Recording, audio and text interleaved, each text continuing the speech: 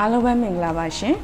ကျမကတော့ဒီ Computer Department မှာတာဝန်ခံအဖြစ်ဆက်လက်တာဝန်ထမ်းဆောင်နေတဲ့ဆင်မခလီဖန်ပဲဖြစ်ပါတယ်ရှင်ပထမဦးဆုံးကျမပြောချင်တာကတော့ဒီ Computer Department ကစတင်ဖွင့်လှစ်ခဲ့တာတနည်းပြသွားပြီဖြစ်တဲ့အတွက်ကြောင့်မလို့ဖျားခင်ရဲ့ကျေးဇူးတော်ကိုအထူးပဲကျေးဇူးတော်ချီးမွမ်းပါတယ်မနစ်က2021ခုနှစ်မှာ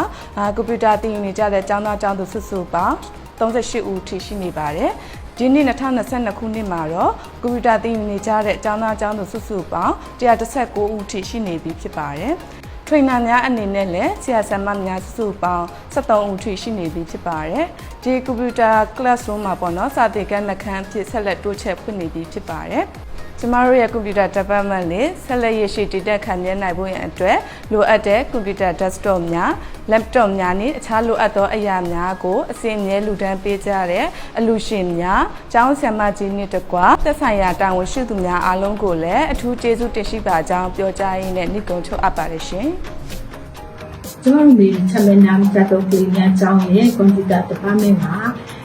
ဒီ2020နိုဝင်ဘာလ1ရက်ဆိုလို့ရှိရင်တနည်းပြည့်သွားပါပြီဒီနေ့အတွင်းမှာကလေးတွေကိုကျွန်တော်တို့ကွန်ပျူတာသင်ကြားပေးနိုင်တယ်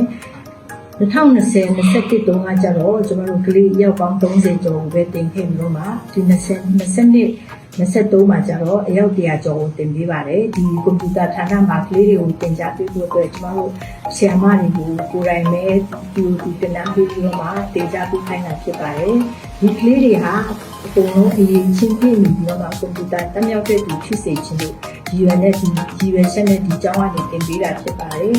ဒီရှင်းဆက်6လမ်းနဲ့တက်တာမှာလေဒီတစ်နှစ်ပြီးတစ်နှစ်မှာလေပုံပုံပြီးတော့မှတိုးတက်လာတဲ့ကွန်ပျူတာ department လေးဖြစ်ပါစေလို့ကျွန်တော်ဆုတောင်းလိုက်ပါတယ်အခုဆိုရင်ပေါ့နော်ကျွန်တော်တို့ပြောဒီ computer department လေးကိုလုပ်လာခဲ့တာတစ်နှစ်ပြည့်သွားပြီပေါ့အဲ့တော့လည်းကျွန်တော်အများကြီးပျော်ရွှင်ရတယ်ဝမ်းသာရတယ်ပြောအခုလိုပေါ့တွဲဘက်လုပ်ခိုင်းရတဲ့ရှင်မတွေအားလုံးဆရာရှင်မတွေအားလုံးပေါ်မှာလည်းအားလုံးနဲ့လည်းပေါ့နော်အခုလိုအဆင်ပြေပေါ့အဆင်ပြေနေဒီလိုတွဲဘက်ပြီးလုပ်ခိုင်းရတဲ့လည်းအရင်လည်းဝမ်းသာတယ်ကျေးဇူးလည်းအများကြီးတင်နေပြီးတော့တခြားသောတင် जा ရေးမှာဆိုလို့ရှိရင်လည်းတင် जा ရေးမှာရှိတဲ့ရှင်မတွေရဲ့စူးစမ်းအားထုတ်မှုတွေကလေးတွေရဲ့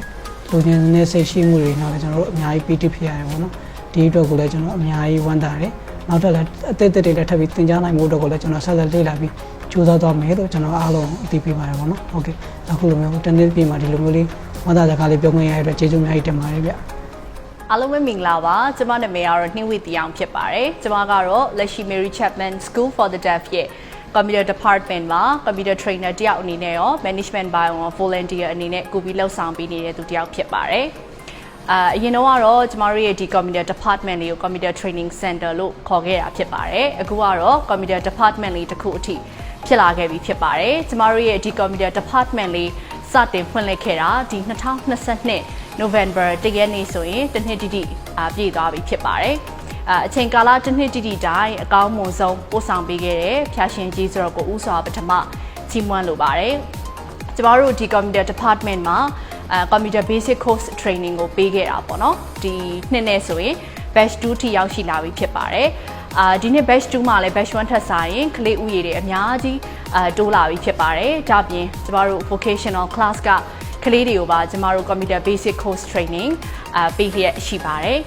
ဆက်လက်ပြီးတော့မှလည်းကျမတို့ကလေးတွေအတွက်ပေါ့နော်သူတို့လက်လန်းမိရင်လက်လန်းမိနိုင်တယ်လို့ကွန်ပျူတာနဲ့ပတ်သက်တဲ့ course တွေအများကြီးဆက်လက်ပေးသွားဖို့တွေလည်းရှိပါတယ်ကွန်ပျူတာသင်တန်းပြုလုပ်နေရတာဖြစ်တဲ့အတွက်ကြောင့်မလို့ကျမတို့မှာကွန်ပျူတာနဲ့ပတ်သက်တဲ့လိုအပ်ချက်တွေအများအများရှိပါတယ်ဒီလိုအပ်ချက်တွေကိုအမြဲဖြည့်ဆည်းပေးပြီးတော့မှကလေးတွေကွန်ပျူတာသင်တဲ့အခါမှာအမြဲအဆင်ပြေ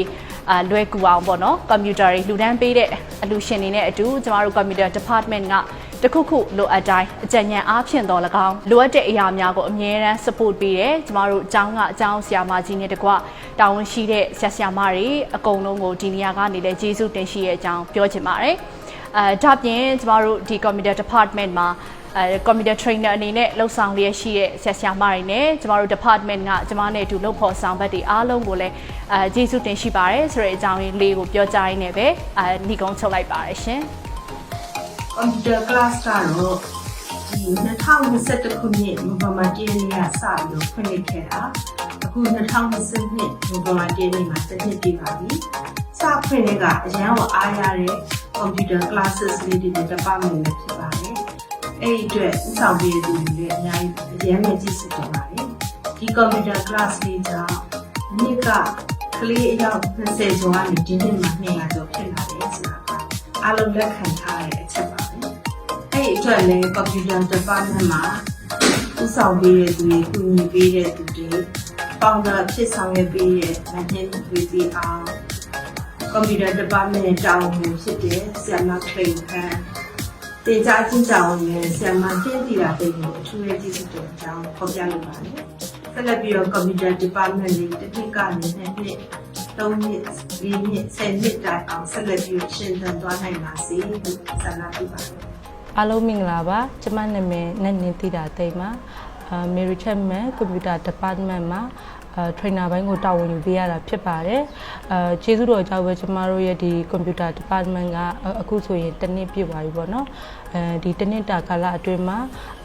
trainer တွေအားလုံးနဲ့အတူတူပါဝင်ပေးကြတဲ့ဆရာဆရာမတွေအကုန်လုံးကိုဒီနေရာကနေကျေးဇူးတင်တယ်ကျမတို့ကလေးတွေကိုအပြင်ကလေးတွေနဲ့မတူဘဲနဲ့ပေါ့နော်ကျမတို့ဒီမှာ